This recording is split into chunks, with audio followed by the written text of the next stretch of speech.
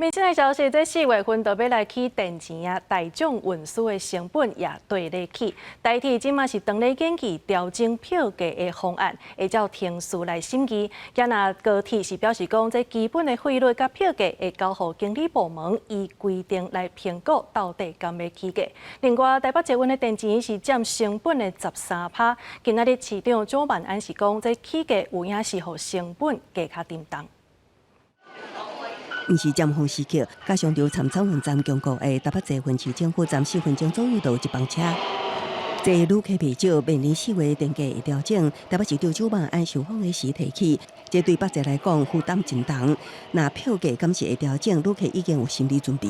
因为就是其实也蛮久没涨了，就是5块到10块，应该是大家可以接受的范围。那如果是调到到10块到20块的话，就有点不合规，就慢慢调。真的涨会有什么样的因应方式？可能会多用共享的那种 U-Bike 之类。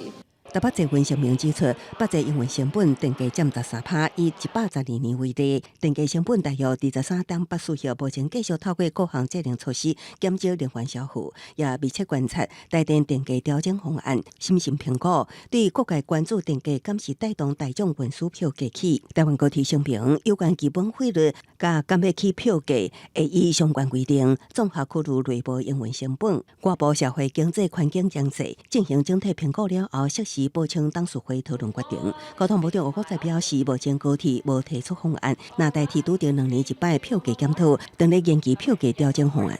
我们是有在演绎啦，那是不是要用今年的预估数字呢？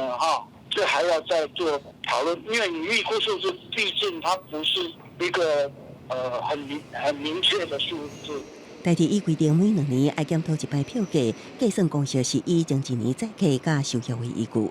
对今次要落地有购的起电价成本，内部也在讨论。过去代替票价受各方压力，已经动期29年。交通部长王国才讲，公司化了后，要有正常的收入，即马就等代替提案才来讨论。记者综合报道。